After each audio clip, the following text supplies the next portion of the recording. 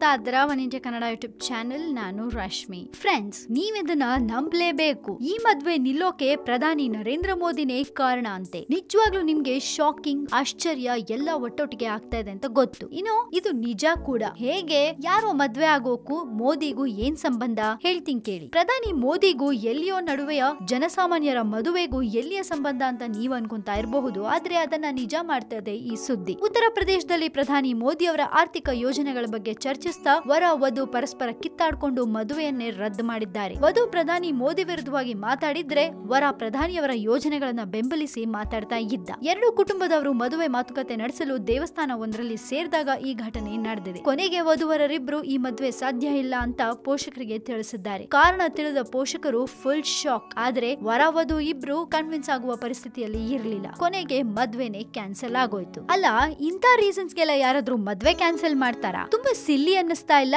Mostly ಆ ಹುಡುಗಿ ಮನ್ಸಲ್ಲೋ ಅಥವಾ ಹುಡುಗನ್ ಮನ್ಸಲ್ಲೋ ಈ ವಿಷಯಕ್ಕೆ ಮದ್ವೆಗ್ ಮುಂಚೆನೆ ಇಷ್ಟ ಆರ್ಗ್ಯುಮೆಂಟ್ ಆಗ್ತಾ ಇದೆ, ಇನ್ ಮದ್ವೆ ಆದ್ಮೇಲೆ ಬೇರೆ ಬೇರೆ ವಿಷಯಕ್ಕೆ ಯಾವ ರೀತಿ ಆರ್ಗ್ಯುಮೆಂಟ್ ಆಗ್ಬೋದು ಅಂತ ನೆನೆಸ್ಕೊಂಡೇನೆ ಮದ್ವೆ ಕ್ಯಾನ್ಸಲ್ ಮಾಡಿದ್ರೋ ಏನೋ ಗೊತ್ತಲ್ಲ. ಒಟ್ನಲ್ಲಿ ಇವರಿಬ್ಬರು ಮದ್ವೆ ಕ್ಯಾನ್ಸಲ್ ಆಗಕ್ಕೆ ಇದೀಗ ಪ್ರಧಾನಿ ನರೇಂದ್ರ ಮೋದಿನೇ ಕಾರಣ ಆಗ್ಬಿಟ್ರು ಅಷ್ಟೇ. ಇದೇ ವಿಪರ್ಯಾಸ ಅಂತ ಹೇಳೋದು. ಎನಿವೇಸ್, ಈ ವಿಡಿಯೋ ಬಗ್ಗೆ ನಿಮ್ಗೆ ಏನಾದ್ರು ಕಮೆಂಟ್ ಮಾಡ್ಬೇಕನ್ಸಿದ್ರೆ ಧಾರಾಳವಾಗಿ ಕಮೆಂಟ್ ಮಾಡಿ ಕಳಿಸಿ. ಅಂಡ್ ಇನ್ನಷ್ಟು ಸುದ್ದಿಗೆ ನೀವು ಮರಿಬೇಡಿ ಸಬ್ಸ್ಕ್ರೈಬ್ ಮಾಡಿ ನಮ್ಮ one India Kannada YouTube channel. ಜೊತೆಗೆ ನಮ್ಮ ವಿಡಿಯೋ ನಿಮ್ಗೆ ಇಷ್ಟವಾದಲ್ಲಿ ದಯವಿಟ್ಟು ಶೇರ್ ಮಾಡಿ, ಲೈಕ್ ಕೂಡ ಮಾಡಿ.